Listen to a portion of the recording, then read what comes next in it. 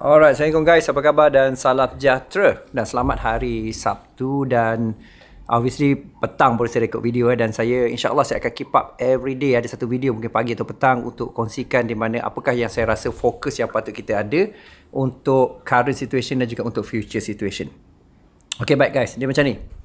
Dia dalam minggu lepas saya memperkenalkan ada satu konsep dinamakan sebagai strategic thinking dan ada yang saya kongsikan dalam strategic punya trading investing dan juga saya kongsikan dalam iaitu santai midnight zoom dan juga saya kongsikan dengan itu weekly coaching lah.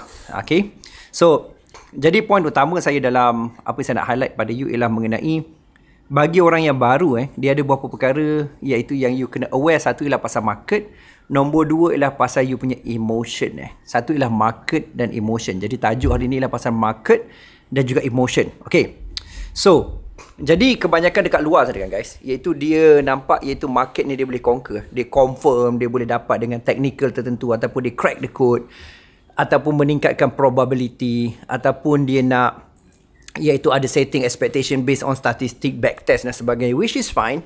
Dari segi matematiknya fine, tapi saya dari segi pengalaman nak masuk 16 tahun dalam trading ni, nombor satu saya dapat identify ialah nombor satu ialah market is random guys. Okay, market is random. Kita boleh letak 1000 satu iaitu kita punya probability based on statistik kita, based on kita punya backtest ataupun kita punya experience forward test. Jadi sebenarnya market ni random.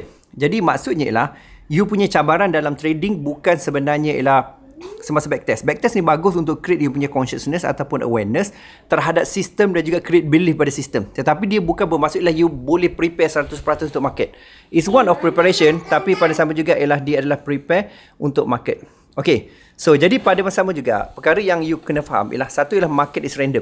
Okay, jadi masa you kena ada acceptance yang market is random. Kalau dalam approach.att kita panggil market always 50-50. Maksudnya ada random tu dia boleh jadi 50-50. Sebab tu kita fokus pada dalam kita punya mantra iaitu market is always 50-50. Alright.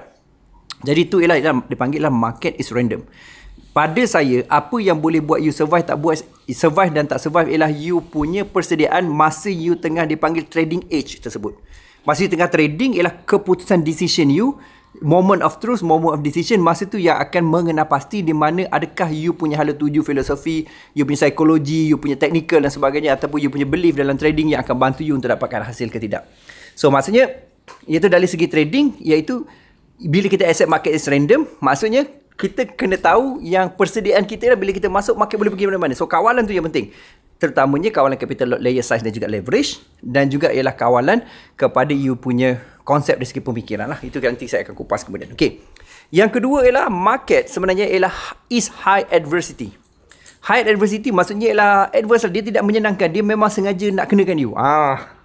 Dia sebenarnya dari segi satu conceptual ialah dia bukan nak kenakan you sebenarnya. Maksudnya ialah kan trading tu melibatkan emotion trader dan juga turun naik dari segi greedy, hope, fear dan sebagainya.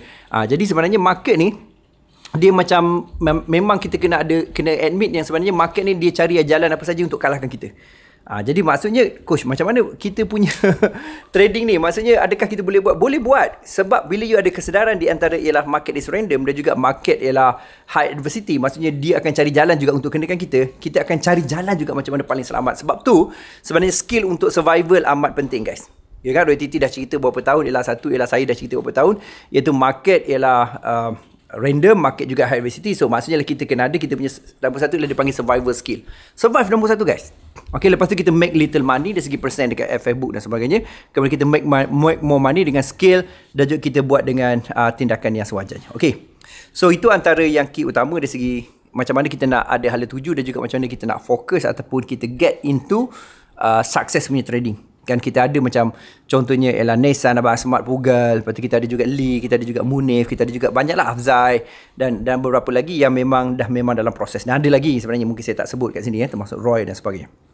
Okay, dan bila kita faham pasal market, satu ialah market is random, nombor dua ialah market is high diversity, kita kena faham juga ialah mengenai emotion guys.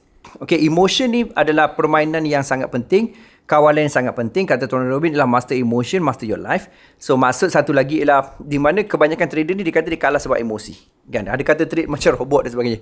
Dia sebenarnya in particular, dia bukan ialah trade pasal jadi macam robot dan sebagainya. Dia sebenarnya konsep dia Iaitu yang paling penting adalah you kena faham satu, kan dia bukan semata-mata ialah mengenai pasal robot dan sebagainya.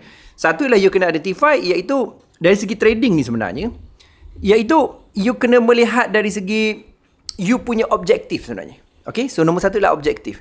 So, jadi emotion ni dia boleh berlaku, dipanggil emotion disorientation. Maksudnya disoriented lah, tak betul kan.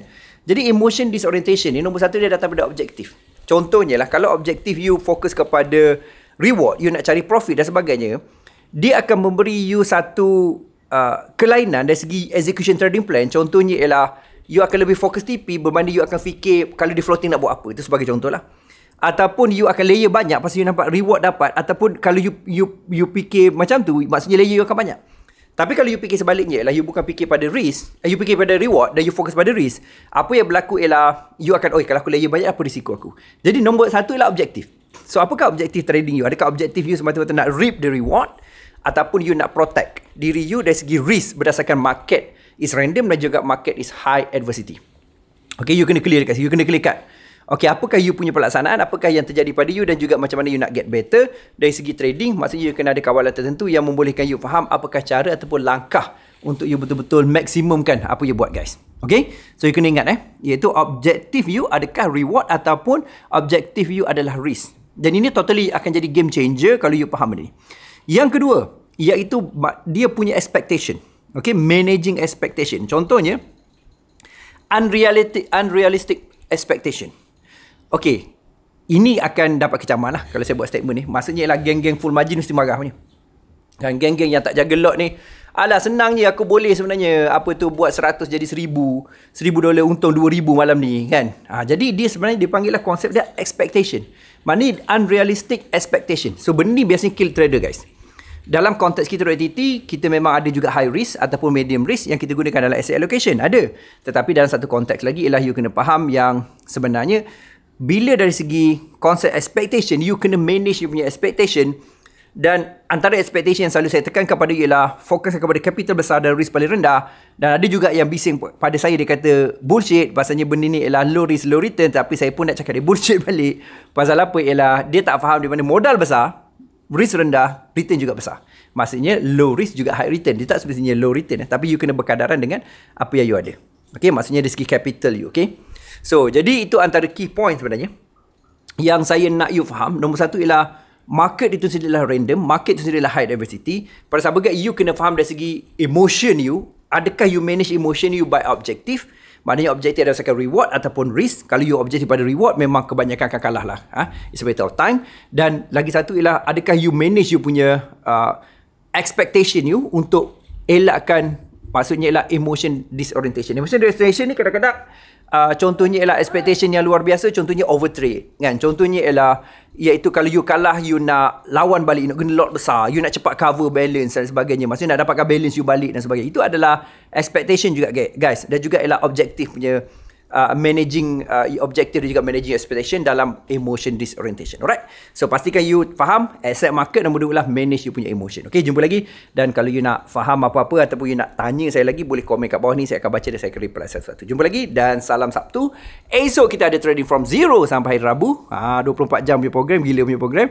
Dan kita akan jumpa insyaAllah. Tapi tip harian insyaAllah saya akan keep hantar pada you supaya you sentiasa dapat manage kita punya fokus, manage kita punya momentum dan dapat hala tuju yang betul. Alright, jumpa lagi dan salam hormat.